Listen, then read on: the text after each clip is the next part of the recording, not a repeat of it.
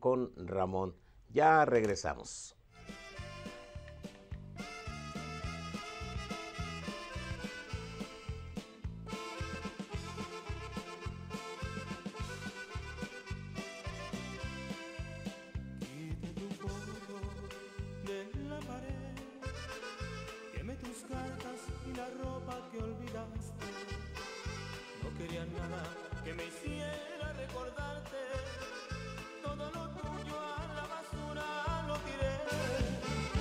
Cada recuerdo, cada momento, quise enterrarlos de la fosa del olvido. Y cada intento por olvidarte en vano ha sido. Quería olvidarte, pero fue inútil. Por más que quiero, no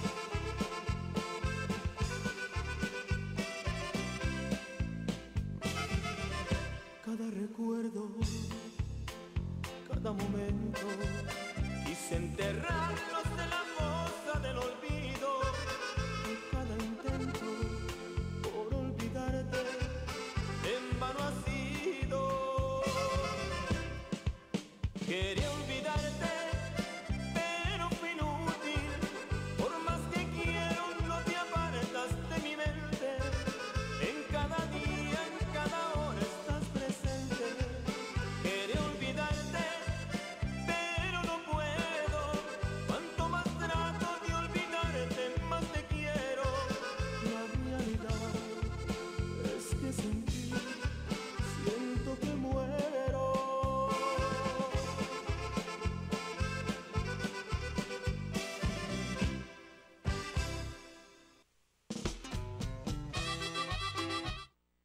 ¿Cuál es su nombre? Muy bien, Francisco, pues gracias. ¿De dónde nos llama? De Yakima. A ver, lo tenemos en la línea. Sí, parece que sí se está escuchando. Ramón, ¿tú lo escuchas? No. No, se nos fue, se nos fue. Pues nos estaba dando opinión acerca de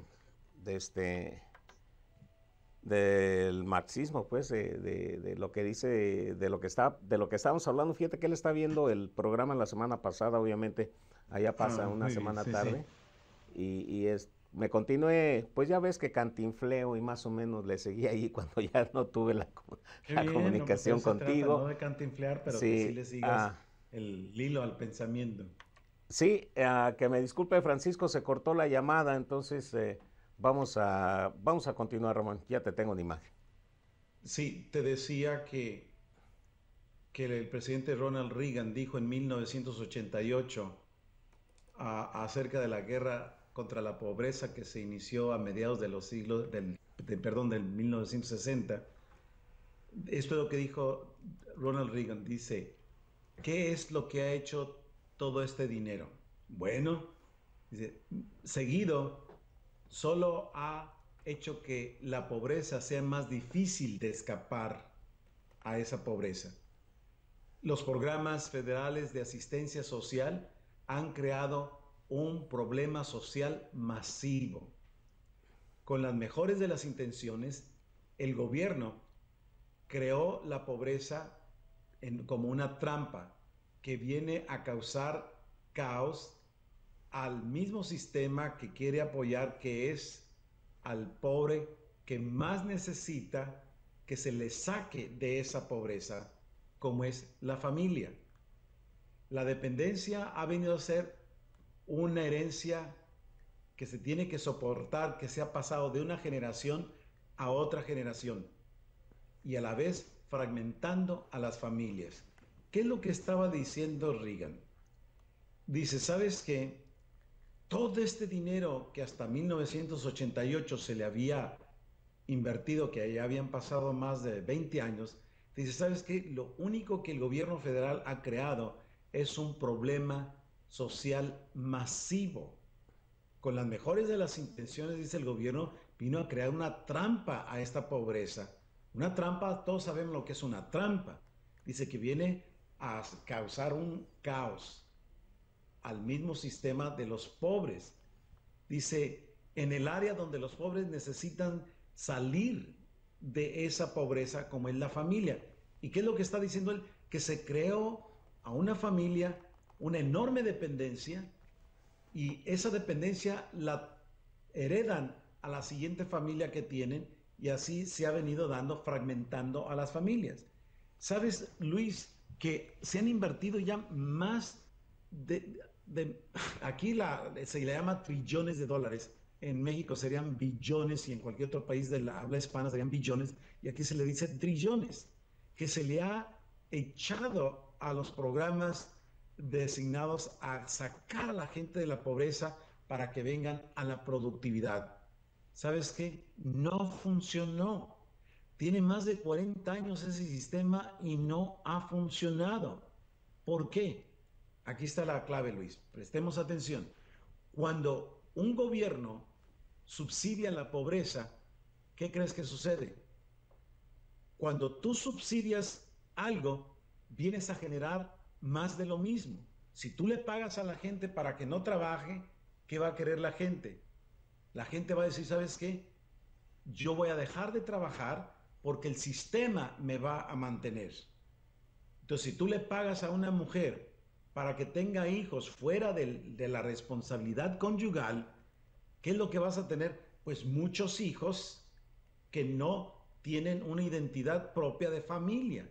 Y tú puedes ver a una mujer que tiene 10, 15 hijos o más o menos, y todo porque si se casa, entonces ya no recibe dinero del gobierno.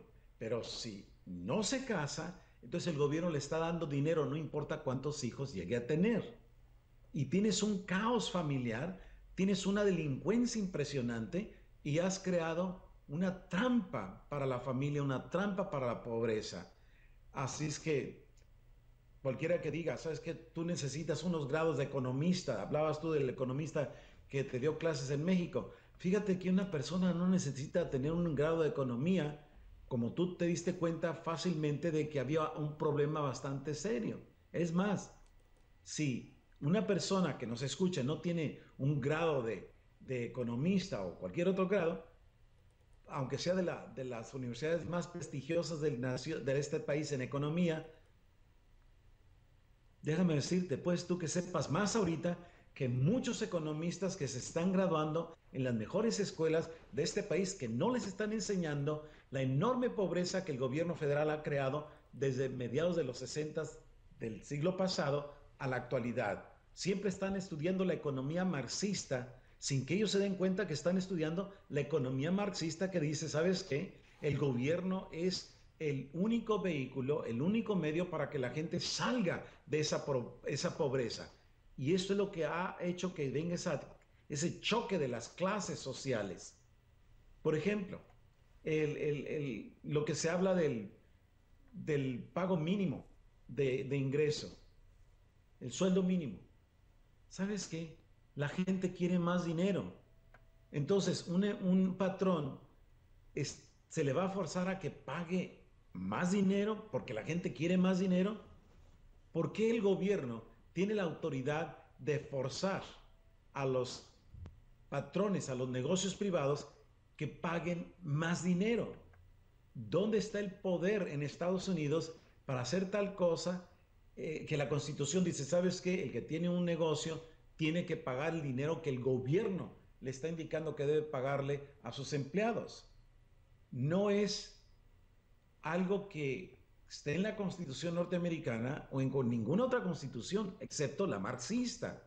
¿Por qué? Porque te dicen, vamos a tener una igualdad. No funciona. Lo que funciona es que, ¿sabes qué? Págale al empleado conforme a su capacidad, talentos y la contribución que hace a tu negocio. Y si tú no le pagas bien, otro le va a pagar bien y tú vas a perder ese empleado. Entonces entras en una libertad de mercado de la demanda y la oferta y la demanda de la fuerza laboral. Tenemos los sindicatos en Estados Unidos como en otras partes del mundo, pero aquí los sindicatos en su mayoría son marxistas, que quieren más dinero. Y todo esto que Obama está diciendo acerca, ¿sabes qué? Quiero que pasen este presupuesto, porque esto va a generar empleos.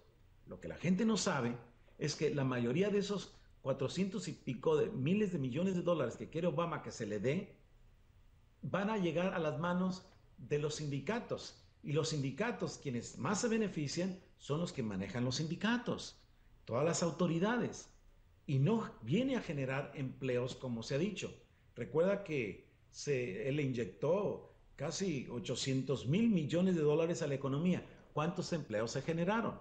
Las estadísticas del mes pasado aquí en Estados Unidos dice que 0 empleos se generaron.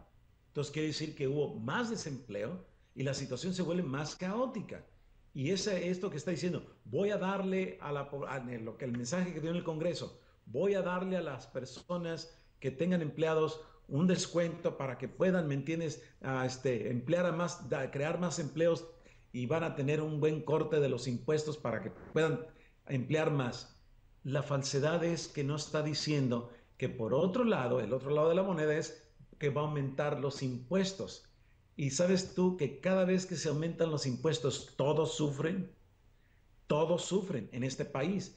Y cuando él estaba diciendo que va a castigar a las corporaciones que exportan sus empleos a otras naciones, ¿sabes quién estaba sentado a un lado de la señora, la esposa de Obama? El que es el CEO de la General Electric, que se ha llevado la mayor parte de los empleos al extranjero, a China. Y es el encargado y consejero del presidente. Dice, ¿qué burla es esta? Y ese no paga, General Electric no paga impuestos. ¿Por qué? Porque todo su capital lo tiene afuera. Entonces no paga impuestos. Y dices tú, y ese es el descaro que tiene Obama para decir, se tiene que quitar, sancionar a los que más tienen. La guerra de la pobreza. Nunca ha hecho esto que funcione. Esa situación que están hablando de que, ¿sabes qué? Tenemos que hacer que los patrones paguen más a los empleados, lo único que hace es cerrar las fuentes de trabajo. ¿Por qué? Porque los patrones, los que van a invertir en un capital de dinero para, ¿me entiendes?, tener empleados, no lo van a querer hacer porque tener un empleado, tú sabes bien, Luis, que cuesta dinero. Y luego el dinero para capacitarlos. Y luego el sueldo que hay que pagarles a una persona que no tiene experiencia en la materia o en el trabajo, ¿sabes qué? Pues tienes que invertirle dinero, te lo digo por experiencia propia. Constantemente Ramón, estoy invirtiéndole capital a personas que no tienen la habilidad para hacer el trabajo. Así es, Ramón. Fíjate que cuando somos empleados no sabemos realmente los trabajos que pasa un patrón, que el patrón tiene que pagar partes proporcionales de seguro de desempleo, tiene que pagar partes proporcionales de deshabilidad, tiene que pagar aseguranza, tiene que pagar un montón de impuestos por tener empleados, cosa que muchos empleados no saben eso, que los trabajos que pasan los patrones. Precisamente Francisco me estaba hablando de eso, porque yo decía ¿por qué hacer que se les pague más? A los ricos, él me estaba diciendo que al final de cuentas los pobres son los que pagamos más, y eso no es cierto. Por la lógica, Ramón, no es cierto que pagamos más, porque nosotros aquí en los Estados Unidos, cuando somos empleados, pagamos partes proporcionales que a final de cuentas nos los vienen regresando, ya sea en deshabilidad, ya sea en servicios médicos, en medical para los niños, medical para nosotros mismos, que se dice que a las personas que no tienen documentos se les niegan muchos servicios médicos. No es cierto. Nadie se ha muerto porque le hayan negado un servicio médico. Yo no tengo noticias de eso, Ramón. Y el patrón, cuidado, Ramón, tú lo sabes bien, que no le vayas a tener, que no estés pagando el seguro de deshabilidad, que no estés pagando el seguro de desempleo de acuerdo a la cantidad, no a la cantidad, por cada uno de los empleados que trabajen contigo. Es una cantidad enorme de impuestos lo que paga un patrón, más los impuestos normales de las ventas y bueno,